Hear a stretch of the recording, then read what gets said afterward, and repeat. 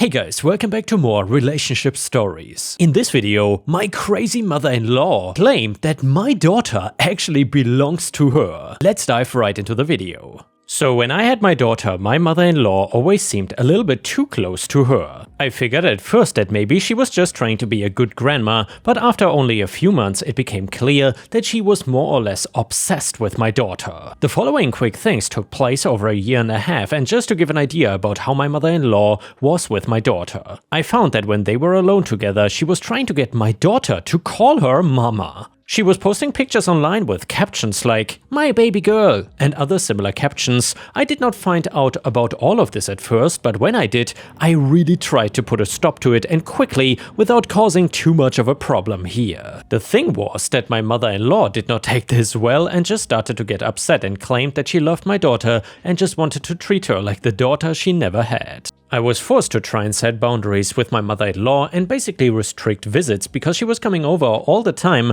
uninvited just to see my daughter, bringing her clothing and toys and trying to throw out the ones we bought her. Skip ahead a little bit to my daughter getting old enough to hit the point where she can eat solid foods, and we are slowly testing anything new that she can eat. My husband and I ordered some Chinese food one night for ourselves, and instead of her own food, daughter seemed much more interested in it than her own food, especially the shrimp. She never had them before, so we cut up just one and let her try it. Well, unfortunately, she had a serious allergic reaction to it, and we had to take her to the hospital because her entire face was swelling up from it. They luckily got her stable and there was no damage done once she got a heavy dose of medicine to fix this. After testing, we now learned that my daughter had a severe shellfish allergy, and we made sure to tell everybody and keep a strong eye out on anybody who gave her food. One person we of course told about the allergy was mother-in-law, who instead of being understanding or even concerned, seemed to point her finger at me and call me a liar about it.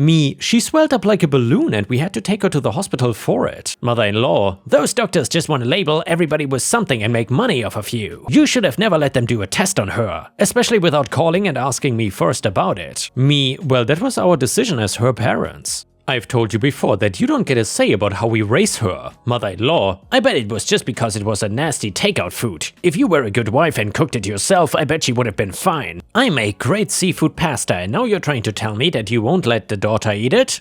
First of all, we get takeout like once every couple of weeks, and second, yes, I'm telling you that she cannot have any shellfish. When you see her, you can make her something else. "She really liked the chicken you made last time we were over." Mother-in-law huffed and tried to keep telling me how to raise my daughter again until I shut her down, reminding her that it is my daughter, not hers. What I didn't know was that she had taken to the internet and started talking crap about how my husband and I were apparently horrible parents to our daughter, especially me, and I didn't know that this had been going on for months until this point where I finally got directed by my sister-in-law, who had found out about all of this. I was going back through the posts, which were full of total lies about me and painting me to be a bad mother, talking about how I refused to allow my daughter to have nice clothes and toys, which again, I just asked her to stop trying to throw out the ones we bought her, saying that I was bad for not letting her come over and see her granddaughter. Again, I did not want random unsupervised visits, especially with her trying to brainwash my daughter into thinking that grandma was actually her mom. The newest post talked crap about me not wanting to let my daughter have nice things in life and talking about how allergies can be fixed. It also included a rant about how we vaccinated my daughter against her wishes and that doing so was akin to abuse. All of these posts ended with either the implication or flat-out statement that my daughter would be better off if raised by her instead of me. I was furious and called up my mother-in-law to yell at her and ask her who the hell she thought she was, telling all of these lies about me and painting me as a bad mother. She started crying and pretending to be the victim here about it, saying she just wanted to spend time with my daughter and that I was calling to attack her. She was a great manipulator and I told her that she needed to stop this. I explained that this wasn't good for anybody and for the sake of my daughter, we were gonna take a break with visits. I did not want her to see my daughter anymore, especially after I kept reading posts that implied she was gonna try and raise her as her own, instead of letting me and other creepy things that made it sound like she wanted to take my girl away from me. She had picked my daughter up from daycare before with permission, so the staff actually knew her, and we did not think to tell them to only release her to us from now on. She was still on the list and we had totally forgotten about it. One day we went to pick her up and were informed that her grandmother had gotten her about an hour ago. This was only a week after we spoke, and she even agreed to back off and give us time. We went over to her house and saw that she had converted one of the rooms basically into a room for my daughter. It was beyond disturbing how much money she seemed to have spent on a room for a toddler that did not even live with her. On top of that, she was feeding her something, and I could see that it was the seafood pasta, and it was nearly gone. I called the police and an ambulance despite the fact that we were all shouting and going crazy. I wanted to let the police handle things and get an ambulance because I knew my daughter was about to have a bad reaction. And sure enough, she started to swell even before the police got there, and I made sure that she was taken care of first and taken to the hospital before I explained to the police my side of the story. They did not end up arresting her for kidnapping or anything extreme, but she did get charged with endangering a child because I could prove with her posts that she knew my daughter had an allergy and fed her the food anyway. I also made sure to get a restraining order against mother-in-law, and I didn't want her to see my daughter ever again. I was done, and she still had the gall to try and claim that she should get custody of my daughter because I was a bad mother for believing in allergies and other crap. She, of course, was not gonna get my daughter or even get CPS to think twice about taking her away from me. Luckily, my daughter was okay, but in order to be extra safe, even with the restraining order, we moved and did not give her our new address. We also changed our phone numbers so she didn't have a way to contact us anymore. I did not care about anything else aside from the safety of my child and making sure that nobody was gonna hurt her or take her away from me, especially my psychotic mother-in-law. And yeah, ripe stars, I gotta say, this mother-in-law was absolutely horrific, and I would not even wish such a mother-in-law on my worst enemy, honestly. Either way, if you've enjoyed the title story, please don't forget to subscribe to the channel, because we are getting closer and closer to 130,000 subscribers. And reaching that would be absolutely awesome. Thank you so much. The next one is a malicious compliance story. Many years ago, during a corporate merger, I was responsible for transitioning a portion of business operations to a distant city. I was there for 4 weeks in an extended stay suite hotel with fridge and microwave. I had a meal allowance of $50 per day and was required to submit a weekly expense report with receipts for reimbursement. After a long day, all I wanted was to get comfy, chill out, and fix something in the room to eat. On day 1, I shopped at a local market, spending $80, and day 4, $20. I submitted my weekly receipts for a total of $100 and was told I had exceeded the daily limit and my reimbursement would be $70 versus $100. Finance insisted that $50 per day in receipts is max they would pay, even as I pointed out that the total was less than a third of what I could have submitted. They stood firm and refused to budge from the daily maximum. Well, at the time, my most favorite coffee beans were only available for purchase in coffee shops located in select areas of the country. As luck would have it, there was one close by. The name included cafe, as they also sold sandwiches, etc., and the receipt was not itemized. And yep, you guessed it, the last 3 weeks I bought bags of coffee beans every single day. In their effort to short me $30, it ended up costing them $750. This is a classic example of a company being penny-wise and pound-foolish and jerking employees around. In spite of incredibly attractive financial offers to relocate and remain with the company, I resigned once the transition was complete. Shortly thereafter, I ended up in my dream job for the next 25 years. My position was a new one and just beginning to emerge within the industry. As such, I had tremendous leeway in defining the role and budget. I was respected, my work was valued, and my professionalism and judgment were trusted. I've always been that way. You want questions and nickel and dime me over nonsense? Well, I will respond likewise. If I receive respect and trust, I will have your back and will damn near off myself delivering the best I have to offer. I'll adjust my schedule, burn the midnight oil, whatever it takes. All because I know that once we get through it, I will take some time for myself and no one will question my schedule or work ethic anymore. And the next one is an absolutely amazing military malicious compliance story. I was in the USAF at the time of this and was working IT and an information manager IM for a maintenance squadron. There were 6 other IMs who could have done IT as it was a core task of our career field. None of them wanted to and I didn't want to do paperwork, so it was a good fit. I ended up snowballing tasks and was soon in charge of doing all the AV stuff for the squadron. Christmas slides?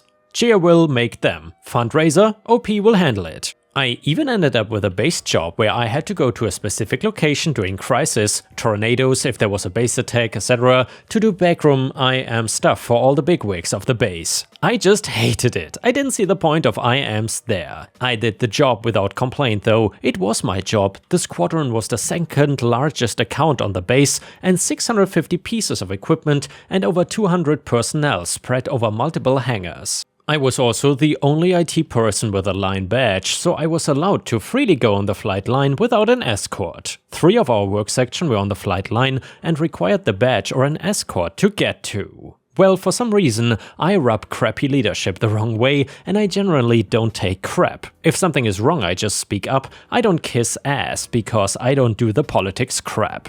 It's a job. I do my job. Everyone should just care about their job. Politics be damned. Everyone in the squadron loved me, and some places would call me Bill Gates. I was there when they called. If I couldn't fix the problem in 10 to 15 minutes, I would just swap the bad equipment out. I always brought some with me. This leadership was crappy. Our first sergeant was someone we call retired on active duty, wrote SGT. They don't give a damn. They are in a spot that they are comfortable in and don't really care about getting the next rank or know that they've kissed enough ass to skate by. For example, I'm fixing her laptop on a Friday morning. I am bored, I don't really have anything to do for the day. Dude, you're a first sergeant. Your job is to gauge squadron morale, know what the shops are up to, you always have something to do. Just go talk to people because I can tell your morale sucks ass right now. At one point they decided it was time to catch me red-handed, being lazy. The first sergeant came in and told all 7 of us that we are going to track the jobs we do for the week. We are going to do this from here on out, and it was directed by the group commander, flight squadron group wing, the base, command, AF White. Okay, we doubt that, but we'll do it. I made an Excel sheet for us all to share and write down our jobs. Each information manager had their own tab and columns to fill in the job. The date, the time they started it, the time they finished it. The sheet would automatically count the job, spit out how long it took to complete the job, and give an average time it takes to complete them. It took me all of 5 minutes to throw it together. That week was a normal week for me. I would get various calls and my account is locked out because I forgot my password. I cannot access the FED log, and well, because the base IT moved the drives. So then I had to remap the location so they could order parts again. My PC is messed up and won't do X, so I would fix it or swap it out. If I swapped it, I had a bank setup with a keyboard bank, so I could use one mouse and keyboard for up to 24 PCs. I'd wait to build up at least 5 and reinstall Windows on all of them at once. I had to delete them from the squadron's account online and then add them again after the RIS so the network would recognize them and allow it on them. I would usually do remote work while I did this. At the end of the week, the first sergeant checked the sheet during the weekly squadron commander's briefing, which was another job for me. Putting together the slides for the briefing, which involved embedding an Excel document for performance reports in it, another document I managed since no one else wanted to. I was waiting with giddy excitement. I knew what it was going to show. The other IMs had around 100 jobs each, processed X decoration per award, process X number of performance reports. Just paperwork stuff like that. And then comes my slide. I had over 650 jobs that week. I was all over every worksite. There are lots of issues with the PCs. They take some big abuse from the maintenance guys. A lot of it is because most of them suck with computers and screw stuff up. One guy had 3 of those malware search bar things installed and somehow couldn't understand why it was an issue. The first sergeant announced Monday morning that we were ditching the job tracking and no longer had to do it. I guess the maintenance group commander must have changed his mind in just 1 week. The next one is titled The Feeling When You Get Forced to Join an HOA. I will start this off by saying that my ex is vindictive as hell. We have been fully divorced since about right before the pandemic started. We sold the house we shared and I did not have to pay her alimony because she cheated and we are in an at-fault state. It was messy since D-Day, all of the stereotypes. First the sobbing and then trickle truth saying, "I love you, it was just one time, okay, it was 2 years." And then the gaslighting followed by, "I'm going to take you for everything," before packing her stuff and walking out. I feel like I never really knew the woman my ex was in all the time we were together. We were married 5 years and together for 7, and in 2 of those 5 married years she had affairs with 3 other men. The final one being a foreign businessman of some sort from what I could find out, and yes, I got tested for STDs and was thankfully negative. And yes, she got pregnant by the final AP, and no, I did not sign the birth certificate because I found out about all the affairs before the baby was born, thanks to a call from the first AP. My ex tried to go full scorched earth on me, but since we live in and were married in an at-fault state, she lost. We did not pay equally into our house and the equity was divided 70/30. So I got a pretty good cash payout when I sold our marital home to put as a down payment on a different house closer to my job. It's a bit of a downgrade, but suits a single guy in his 30s like me just fine. My ex did show up to my house once, but I refused to let her in. She complained that I had financially ruined her in the divorce. I said that if she was willing to do that to me first, and the witch had the audacity to say it should have been my life effed over and not hers, I laughed so hard and said it was karma. She yelled that she would sue me for what was rightfully hers. I said if she was gonna sue me, then go ahead and sue me. It would end up the same way in court because she has nothing but a false sob story. She was the cheater, not me. I'm no angel, but I did not do anything to her. And also, she was the one who ruined our marriage. She then said she would tell everyone she could that I abused her. I said I would sue her for defamation if she did, and I was recording our interaction and had those words saved to my phone. She went wide-eyed and her jaw dropped. The look people are calling the surprised Pikachu face, and then I asked why she was there, if not to just try and make trouble. Because she had a new man in her life that knocked her up. She just huffed at me and said she is not around much and she is stuck in a tiny apartment living off his child support till he comes back. It was immature of me, I know, but I did the bit of playing the world's smallest violin. She yelled at me to go F myself and I yelled back that I'd sooner do that than her anytime. She raged at me and then got in her car to leave. I have not seen her since. There is an HOA in my neighborhood, but I was not legally obligated to join it because the last owner of my house was not a member. I made sure of that through a real estate lawyer as well. The HOA had no grounds to force me to join and were not happy about it. The HOA president would show up with forms every week for the first month demanding I sign them. Then she threatened to take me to court, to which I had to get a C&D sent to her from my lawyer to make her stop that. So she started harassing me by looking for any infractions she possibly could to report to the city. An inspector came out several times and found nothing wrong. In fact, I offered one of them a burger while grilling and they graciously accepted. Did I mention the HOA hates barbecues and parties that are not approved in advance? Well, they do. And I like to grill when the weather is good and my neighbors actually love me for it because I invite them over. I had the police called on me several times for noise complaints because I was playing music on a Saturday afternoon while having my friends over. The HOA president I caught trespassing once when she was trying to peer into my windows. I called the police, but she denied ever doing it. So I got cameras and she has not trespassed since. Nevertheless, I still got repeated passive-aggressive letters saying my cameras were not an approved addition to my house. Some months ago, I started getting letters for fines in the mail. And when I contacted the HOA, their representative claimed they had it on record that I had joined and needed to pay all fees effective immediately. I told them that that was not possible and then they emailed a scanned copy of the forms and they had a signature on them. However, it was not mine. It was very similar in some ways and I recognized right away as it is my ex's handwriting. She knew what my signature looked like, but it was a loose imitation at best. I got in touch with a lawyer right away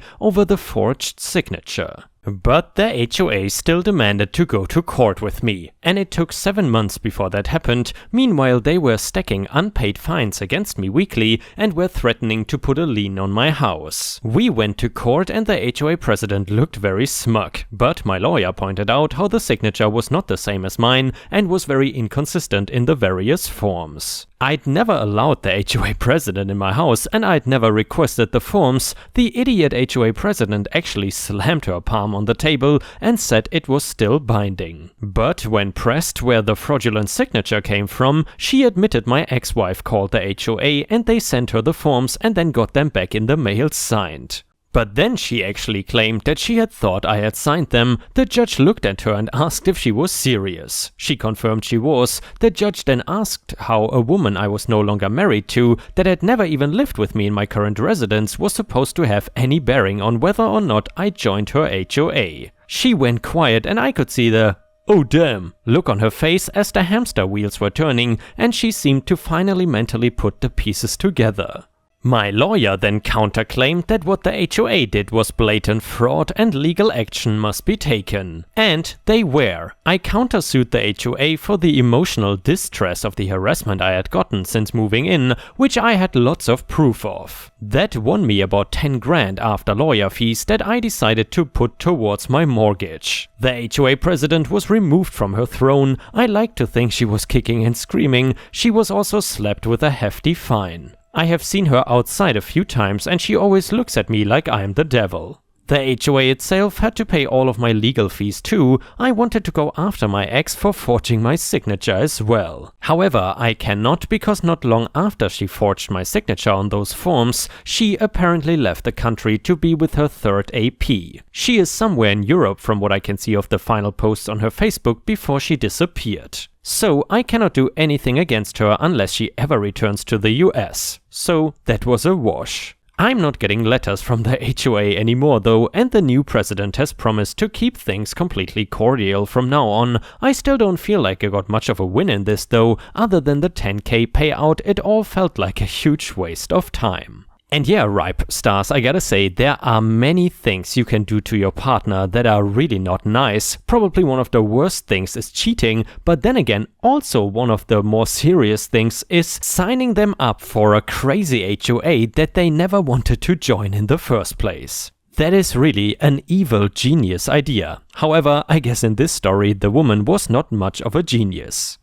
And yeah guys, with this we have reached the end of the video. However, if you cannot get enough of my content, please don't forget to subscribe to the channel to not miss any of my daily uploads. And also check out my podcast by searching for Ripe Stories on Spotify, Amazon, Audible and other podcast platforms. You will often find exclusive episodes and early access to new content. Furthermore, please check out my Patreon by going to patreon.com/ripeyoutube or my YouTube membership program for even more exclusive stories. Thank you so much, and I will see you again tomorrow.